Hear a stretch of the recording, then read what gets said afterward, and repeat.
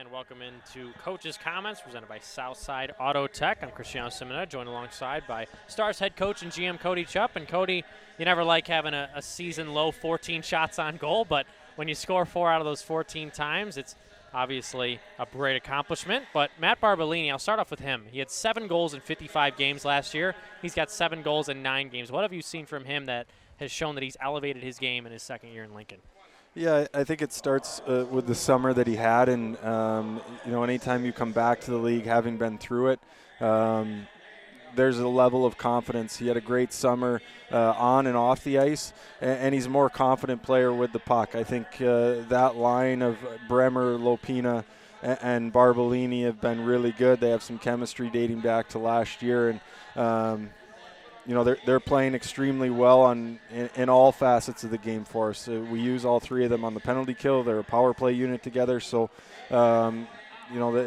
they're putting in the work and getting rewarded, which is exactly what you talk about in a second-year player. Your power play was 0 for 4 yesterday, 0 for 6 tonight, so 0 for 10 on the weekend, but it gives you some confidence now in your 5-on-5 game where you weren't finding offense at even strength, and now you did tonight with a trifecta of goals, and that came in a couple of different scenarios. Zach Erdahl takes a puck to the neutral ice and skates it through the high slot, and that's a goal there. But it's that rebound play that you saw with Ty Glover's goal last night and then Barbolini's. Was that a scouting report on Ethan Hyder? Get that first shot low on him or to his offside that really will throw that second chance opportunity out in the wind? Not so much a scouting report on their goaltender. It's more of a tracking situation for them or a back check situation for them. We talk a lot about finishing our routes and odd man rushes, and both those goals were a prime example of that. Both shooter IQ and finishing your route on the back door. And anytime you're outside the dots, especially against a great goaltender like Hyder, putting a puck on the pads, forcing a second chance opportunity is what you're looking for. And credit to those guys sticking with the play and finishing the route on the backside to get rewarded. I think our transition game was much better tonight. We found some separation and some depth to our attack. I think Erdahl's goal was kind of an example of that. It was a good stretch play. We found a little bit of ice to get our feet moving. They did a great job tracking back. Play slows down. Zach stuck with it and did a great job, and then it was obviously a fantastic finish. So, going back to your original statement in our power play, huge credit to Sioux City and their ability to frustrate us at times, but also a credit to our guys not allowing some of those frustrations on the power play to get into our bench and to get into our 5-on-5 game. We stuck to the process and we committed to a 60-minute game, and there were pieces that we obviously have to clean up like any game.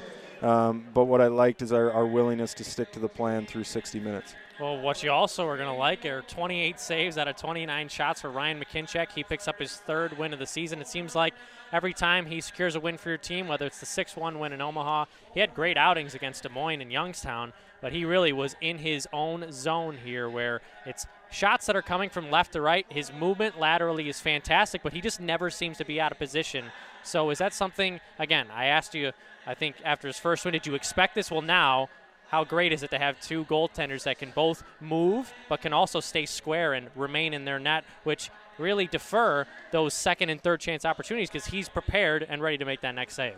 Yeah, I mean, it's huge. And in a game like tonight, we needed help back there. And what I would say is I was pleased with both of our goaltenders this weekend. I thought Moose played well last night, made some big saves when we needed to, and no different tonight for Ryan. We were better in front of Ryan tonight than we were for Moose last night, and that's on us, the guys in front of him. But both goalies were fantastic and really special when they needed to be at times. What do you need to do to prepare your team for a quick turnaround here? 2 games. Friday night against Cedar Rapids at home, and then in Des Moines on Saturday.